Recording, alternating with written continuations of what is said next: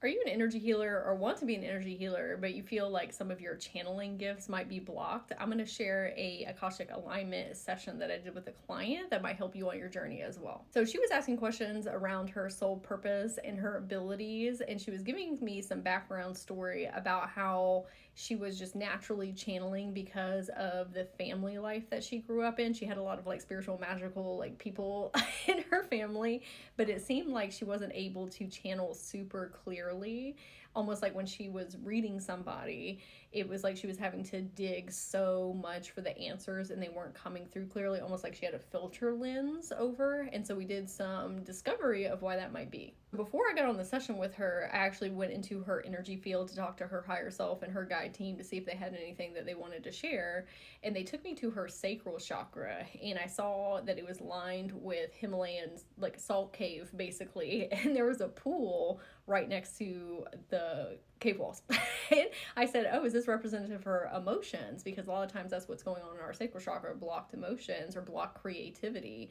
And she said, no, she's doing really well with her emotions. That's why the pool's here. I mean, there's still some kind of work to do, but doing a great job. And I said, okay, well, what is that? And she said, it's a barrier.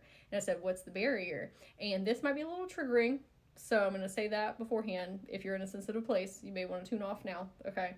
But I asked her in our session, I said, have you dealt with SA in your life, whether that be oppressiveness in a relationship or some things that happened as a child, just any themes like that? And she said, yeah, that's definitely happened.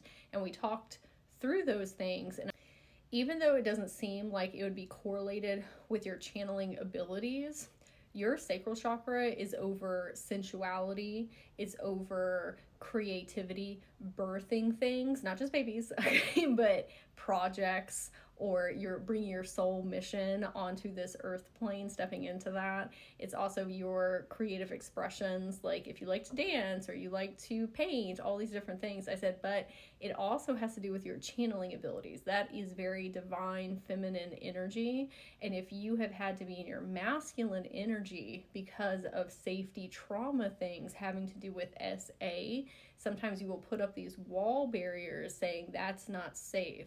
The unknown, the intangible. In her 3D life, she had also had to be very much in her masculine energy because of a past relationship, because the job that she was in, being the main caretaker of her children. And so she didn't really have any space in her life to be in her divine feminine energy of that flowy, creative, trusting, receiving mode. She had to be action, hustle, grinding, get things done. And I said there's an association between channeling and being the creator and being a creative SA and having these filter lenses over your spiritual gifts. She was also working through the karmic lesson of giving herself permission to feel good, which is also related to your sacral chakra. And she was also wanting to become an energy healer and do that for a profession. And so that was causing a lot of unsafe feelings in her body and her central nervous system. But the main thing that we can do to rectify that is creating safety with your inner children and your past versions who were in those oppressive places in their life,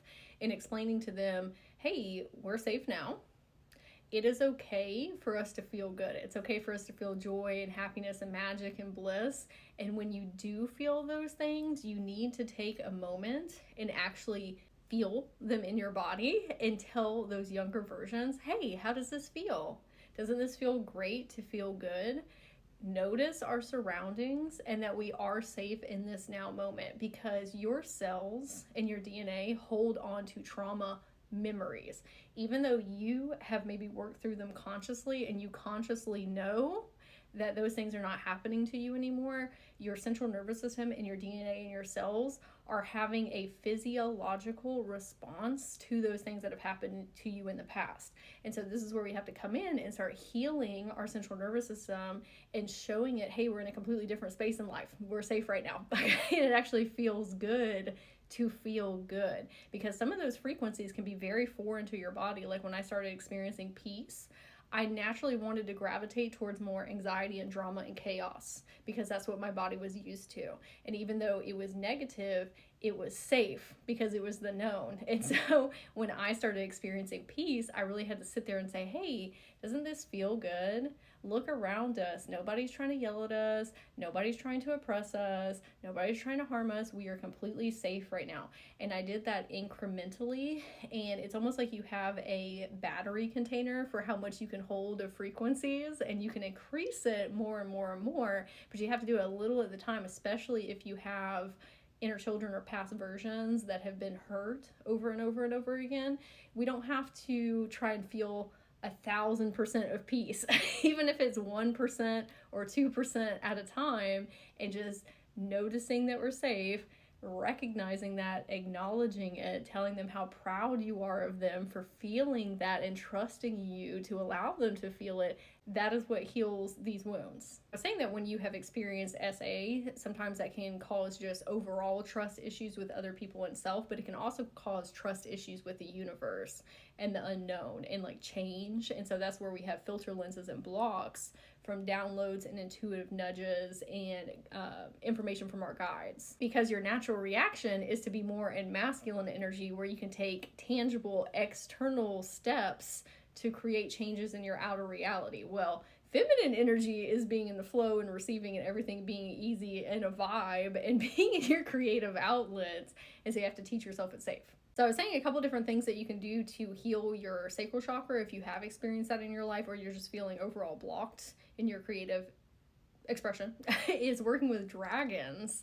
Dragons really help transmute heavy, dense energy, and they're very like big, bold energy, so they can help you express yourself more. You can do Qigong or Reiki for your chakras as well. I'd love to hear in the comments if this resonated with you, if it helped you have better understandings of how all these things are webbed together and how to heal them. If you want to learn more how to get to these levels of consciousness and understandings of self, you should check out my Quantum Evolution Academy that I have coming up this February. You're going to learn how to become an inner child healer, an Akashic record reader. You're going to learn about chakras and quantum manifesting and connecting into the quantum field, DNA activations, how to expand your spiritual gifts and your channeling abilities, and how to hold sacred space for clients. So if you'd like to learn more, you can go to my profile and click, check the comments or the description box below, and it's the Quantum Evolution Academy.